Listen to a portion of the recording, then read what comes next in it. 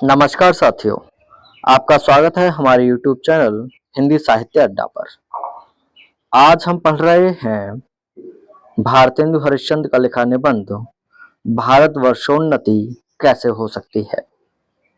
आज बड़े आनंद का दिन है कि छोटे से नगर बलिया में हम इतने मनुष्यों को एक बड़े उत्साह से एक स्थान पर देखते हैं। इस अभागे आलसी देश में जो कुछ हो जाए वही बहुत है। बनारस ऐसे बड़े नगरों में जब कुछ नहीं होता तो हम यह न कहेंगे कि बलिया में जो कुछ हमने देखा वह बहुत ही प्रशंसा के योग्य है। इस उत्साह का मूल कारण जो हमने खोजा तो प्रकट हो गया कि इस देश के भाग्य से आजकल यहाँ सारा समाज ही एकत्र है। रॉबर्ट साहब बहादुर ऐसे कलेक्टर हों, वहाँ क्यों न ऐसा समाज हो। जिस देश और काल में ईश्वर ने अकबर को उत्पन्न किया था उसी में अबुल फजल, बीरबल, तोडरमल को भी उत्पन्न किया। यहाँ रॉबर्ट साहब अकबर हैं तो मुंशी चतुर्भुज सहा है, मुंशी बिहारी लाल साहब आदि अबुल फजल और टोडरमल हैं। हमारे हिंदुस्तानी लोग तो रेल की गाड़ी हैं। यद्यपि फर्स्ट क्लास, सेकंड क्लास आदि गाड़ियां बहुत अच्छी और बड़े बड़े मशगूल की हैं, इस ट्रेन में लगी हैं, पर बिना इंजन सब कुछ नहीं चल सकती। वैसे ही हिंदुस्तानी लोगों को कोई चलाने वाला हो तो ये क्या नहीं कर सकते। इनसे इतना कह दीजिए का चुप साध रहा बलवाना। फिर देखिए हनुमान जी को अपना बल कैसा याद आता है। सो बल कौन याद दिलावे। हिंदुस्तानी राजे महाराजे नवाब रईस या हाकिम राजे महाराजों को अपनी पूजा भोजन झूठी गप से छुट्टी नहीं। हाकिमों को कुछ तो सरकारी काम घिरे रहता है, कुछ बाल घुड़दौड़ थिएटर में समय लगाओ। कुछ समय बचा भी तो उनको क्या ग्रह है कि हम गरीब गंदे काले आदमियों से मिलकर अपना अनमोल समय खोवें। बस यही मसल रही। तुम्हें गैरों से कब फुर्सत, हम अपने गम से कब खाली। चलो बस हो चुका मिलना, न हम खाली न तुम खाली। तीन मेंढक एक के ऊपर एक बैठे थे। ऊपर वाले ने कहा जौक शौक, बीच वाला बोला गमसम, सबके नीचे वाला पुकारा गए हम।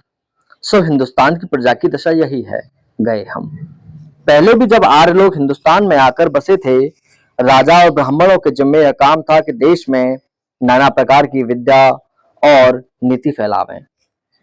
अब भी ये लोग चाहें तो हिंदुस्तान प्रतिदिन क्या प्रतिशत बढ़े, पर इन्हीं लोगों को निकम्मेपन ने घेर रखा है।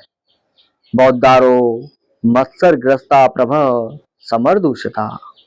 हम नहीं समझते कि इनको लाज भी क्यों नहीं आती कि उस समय में जब इनके पुरखों के पास कोई भी सामान नहीं था, तब इन लोगों ने जंगल में पत्ते और मिट्टी की कुटियों में बैठकर बांस की नालियों से जो तारा ग्रह आदि भेद कर कि उनकी गति लिखी है वह ऐसी ठीक है कि 16 लाख रुपए की लागत से विलायत में जो दूरबीन बनी है उनसे उन ग्रहों को भेद करने में भी ठीक वही गति आती है। और अब आज इस काल में हम लोगों की अंग्रेजी विद्या से और जनता की उन्नति से लाखों पुस्तकें और हजारों यंत्र तैयार हैं। जब हम लोग निरी चुंगी की कतवार फेंकने की गाड़ी बन रहे हैं, यह समय ऐसा है कि उन्नति की मानो घुड़दौड़ हो रही है। अमेरिकन, अंग्रेज, फ्रांसीस आदि तुर्की ताजी सब सरपट्ट दौड़ जाते हैं। सबके जी में यही है कि पाला हम ही पहले छू लें। लेकिन कुछ लोग खाली खड़े खड़े टाप से मिट्टी खोदते हैं। इनको औरों को जाने दीजिए। जापानी टट्टुओं को हाँफते हुए दौड़ता देखकर भी लाज नहीं आती। यह समय ऐसा है कि जो पीछे रह जाएगा फिर कोटि उपाय किए भी आगे न बढ़ सकेगा। लूट की इस बरसात में भी जिसके सिर पर कमबख्ती का छाता और आंखों में मूर्खता की पट्टी बंधी रहे, उस पर ईश्वर का कोप ही कहना चाहिए। मुझको मेरे मित्रों ने कहा था कि तुम इस विषय पर आज कुछ कहो कि हिंदुस्तान की कैसे उन्नति हो सकती है। भला इस विषय में मैं और क्या कहूं। भागवत में एक श्लोक है, न देह माघम सुलभम सुदुर्लभम प्लवम सुकल्पम गुरु कर्णधारम मयानुकूलेन तपः स्वतेरे तम पुमान भवाब्धिन तरेस स आत्महा। भगवान कहते हैं कि पहले तो मनुष्य जन्म ही दुर्लभ है, सो मिला और उस पर गुरु की कृपा, उस पर मेरी अनुकूलता। इतना सामान पाकर भी मनुष्य इस संसार सागर के पार न जाए, उसको आत्महत्यारा कहना चाहिए। वही दशा इस समय हिंदुस्तान की है। अंग्रेजों के राज्य में सब प्रकार का सामान पाकर, अवसर पाकर भी हम लोग जो इस समय उन्नति न करें तो हमारे केवल अभाग्य और परमेश्वर का कोप ही है। सांस और अनुमोदन के एकांत रात में सूने रंग महल में जाकर भी बहुत दिनों से प्राण से प्यारे परदेसी पति से मिलकर छाती ठंडी करने की इच्छा भी उसका लाश से मुंह भी न देखे और बोले भी न तो यह उसका अभाग्य ही है। वह तो कल परदेश चला जाएगा। वैसे ही अंग्रेजों के राज्य में भी जो मेंढक, काठ के उल्लू, पिंजरे के गंगाराम ही रहें तो फिर हमारी कमबख्ती फिर कमबख्ती ही है। बहुत लोग यह कहेंगे कि हमको पेट के धंधे के मारे छुट्टी ही नहीं रहती। बाबा, हम क्या उन्नति करें? तुम्हारा पेट भरा है, तुमको दून की सूझती है। उसने एक हाथ से अपना पेट भरा, दूसरे हाथ से उन्नति के कांटे को साफ किया। क्या इंग्लैंड में किसान, खेत वाले, गाड़ीवान, मजदूर, कोचवान आदि नहीं है? किसी भी देश में सभी पेट भरे हुए नहीं होते, किंतु वे लोग जहाँ खेत जोतते बोते हैं वही उनके साथ यह भी सोचते हैं कि ऐसा कोई नई कल वो मसाला बनावे जिससे इस खेत में आगे से दून उपज होवे। विलायत में गाड़ी के कोचवान भी अखबार पढ़ते हैं। जब मालिक उतरकर किसी दोस्त के यहाँ गया, उसी समय कोचवान ने गद्दी के नीचे से अखबार निकाला। यहाँ उतनी ही देर कोचवान हुक्का पिएगा या गप करेगा, सो गप भी निकम्बी। वहां के लोग गप ही में देश के प्रबंध छांटते हैं। सिद्धांत यह कि वहां के लोगों का यह सिद्धांत है कि एक छिन भी व्यर्थ न जाए। उसके बदले यहाँ के लोगों में जिसमें जितना निकम्मापन हो वह उतना ही बड़ा अमीर समझा जाता है। आलस यहाँ इतनी बढ़ गई कि मलुकदास ने दोहा ही बना डाला। अजगर करे न चाकरी, पंछी करे न काम, दास मलुका कह गए सबके दाता राम। चारों ओर आंख उठाकर देखिए तो काम न करने वालों की ही चारों ओर बढ़ती है। रोजगार कहीं कुछ भी नहीं है। अमीरों, मुसाहिबों, दल्लाओं या अमीरों के नौजवान लड़कों को खराब करना या किसी की जमा मार लेना, इसके सिवा बताइए और कौन रोजगार है जिससे कुछ रुपया मिले। चारों ओर दरिद्रता ही आग लगी हुई है। किसी ने बहुत ठीक कहा है, दरिद्र कुटुंबी इस तरह अपनी इज्जत को बचाता फिरता है जैसे लाजवंती बहू फटे कपड़ों में अपने अंग को छिपाए रहती है। वही दशा हिंदुस्तान की है। मर्दमशुमारी की रिपोर्ट देखने से स्पष्ट होता है कि मनुष्य दिन दिन यहाँ बढ़ते जाते हैं और रुपया दिन दिन कमती होता जाता है। सो अब बिना ऐसा उपाय किए काम नहीं चलेगा कि रुपया भी बढ़े और वह रुपया बिना बुद्धि के न बढ़ेगा। भाइयों, राजा महाराजाओं का मुंह मत देखो, मत आशा रखो कि पंडित जी कथा में ऐसा उपाय बताएंगे कि देश का रुपया और बुद्धि बढ़े। तुम आप ही कमर कसो, आलस छोड़ो। कब तक अपनों को जंगली, हूस, मूर्ख, बोधे, डरपोक पकड़वाओगे? दौड़ो। इस घुड़दौड़ में जो पीछे पड़े तो फिर कहीं ठिकाना नहीं है। फिर कब कब राम जनकपुर आए हैं, अब की तो पीछे पड़े तो फिर रसातल ही पहुंचोगे। जब पृथ्वीराज को कैद करके गोरे ले गए तो शहाबुद्दीन के भाई गयासुद्दीन ने किसी से कहा कि वह शब्द वेदी बाण बहुत अच्छा मारता है। एक दिन समय नियत हुआ और 7 लोहे के तावे बाण से फोड़ने को रखे गए। पृथ्वीराज को लोगों ने पहले से ही अंधा कर दिया था। संकेत यह हुआ कि अब गयासुद्दीन हूं करे तब वह तावे पर बाण मारे। चंद कवि भी उसके साथ कैदी था। यह सामान देखकर उसने यह दोहा पढ़ा, अब की चढ़ी कमान को जाने फिर कब चढ़े, जिन चूके चहुआज एक के मारिय एक सर।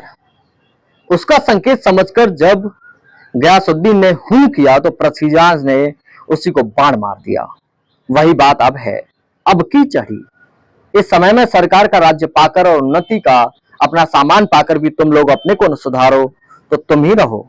और वह सुधरना भी ऐसा होना चाहिए कि सब बात में उन्नति हो, धर्म में, घर के काम में, बाहर के काम में, रोजगार में, शिष्टाचार में, चाल चलन में, शरीर में, बल में, समाज में, युवा में, वृद्ध में, स्त्री में, पुरुष में, अमीर में, गरीब में, भारतवर्ष की सब आस्था, सब जाति, सब देश में उन्नति करो। अब ऐसी बातों को छोड़ो तो तुम्हारे इस पथ के कंटक हों। चाहे तुम्हें लोग निकम्मा कहें या नंगा कहें, क्रस्तान कहें या भ्रष्ट कहें, तुम केवल अपने देश की दीन दशा को देखो और उसकी बात मत सुनो।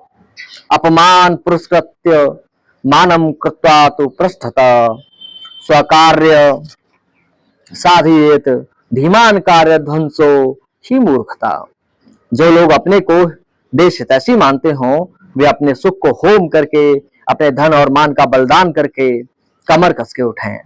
देखा देखी थोड़े दिन में सब हो जाएगा। अपनी खराबियों के मूल कारणों को खोजो। कोई धर्म की आड़ में, कोई सुख की आड़ में छिपे हैं।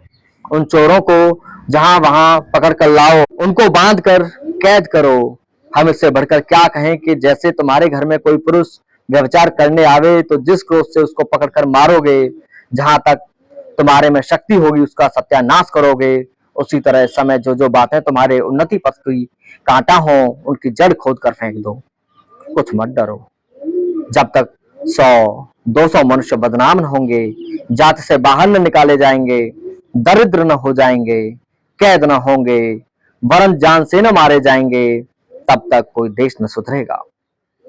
अब यह प्रश्न होगा कि भाई हम तो जानते ही नहीं कि उन्नति और सुधारना किस चिड़िया का नाम है, किसको अच्छा समझें, क्या लें क्या छोड़ें। तो कुछ बातें जो शीघ्रता से मेरे ध्यान में आती हैं उनको मैं कहता हूं, सुनो।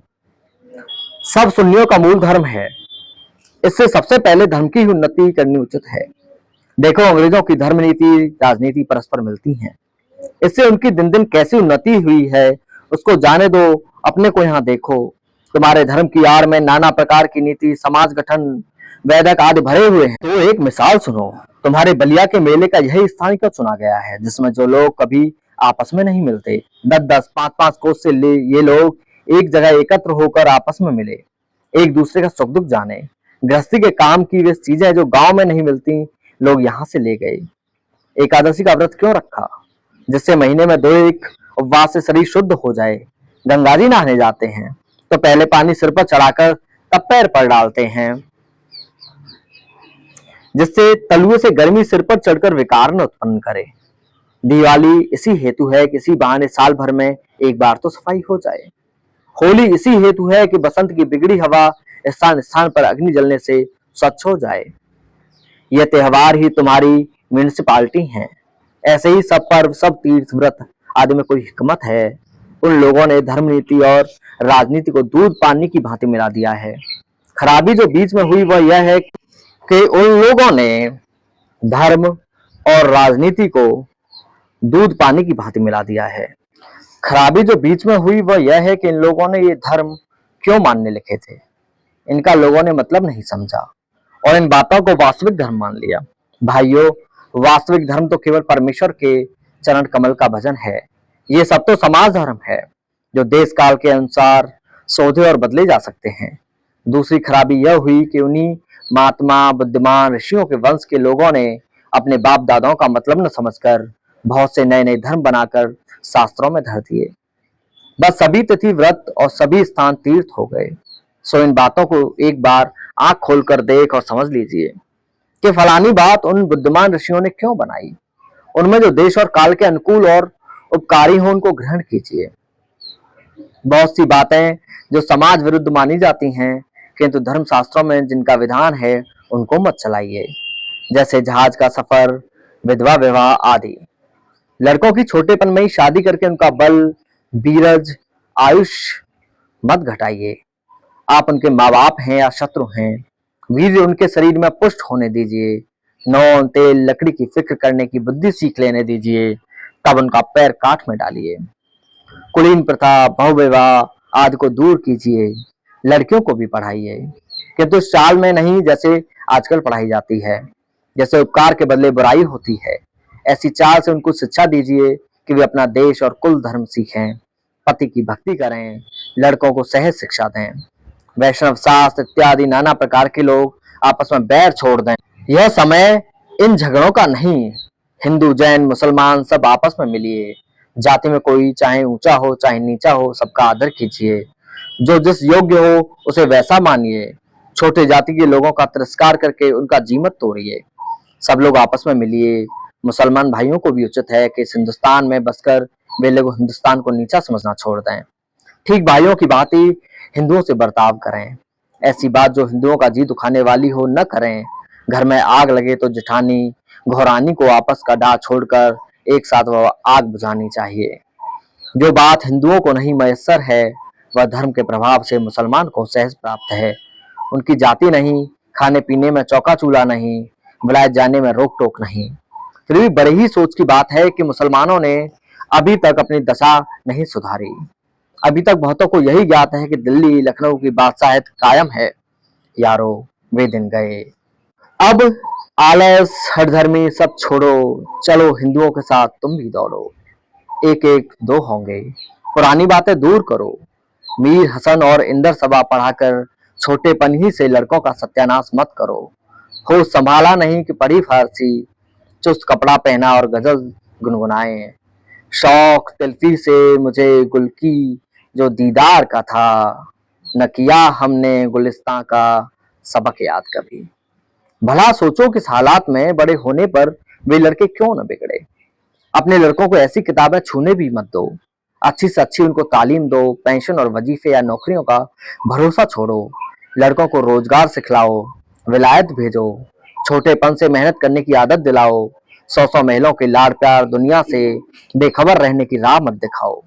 भाई हिंदुओं, तुम भी मत मतांतरों का आग्रह छोड़ो। आपस में प्रेम बढ़ाओ। इस महामंत्र का जप करो। जो हिंदुस्तान में रहे, चाहे किसी जाति किसी रंग का क्यों न हो, वह हिंदू है। हिंदू की सहायता करो। बंगाली, मराठा, पंजाबी, मद्रासी, वैदिक, जैन, ब्राह्मणों, मुसलमानों, सब एक का हाथ एक पकड़ो। कारीगरी जिससे तुम्हारे यहाँ बढ़े, तुम्हारा रुपया तुम्हारे ही देश में रहे, वह करो।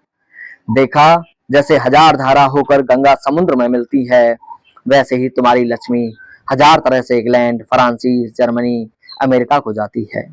दिया सलाई ऐसी तुच्छ वस्तु भी वहीं से आती है। जरा अपने को देखो। तुम जिस मार्किन की धोती पहनते हो वह अमेरिका की बनी है।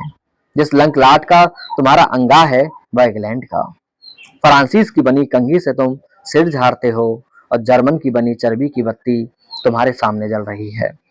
यह तो वही मसल हुई। एक बेफिक्रे मंगती का कपड़ा पहनकर किसी महफिल में गए।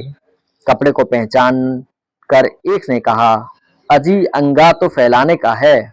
दूसरा बोला, अजी टोपी भी फलाने की है। तो उन्होंने हंसकर जवाब दिया कि घर की तो मूछें ही मूछें हैं।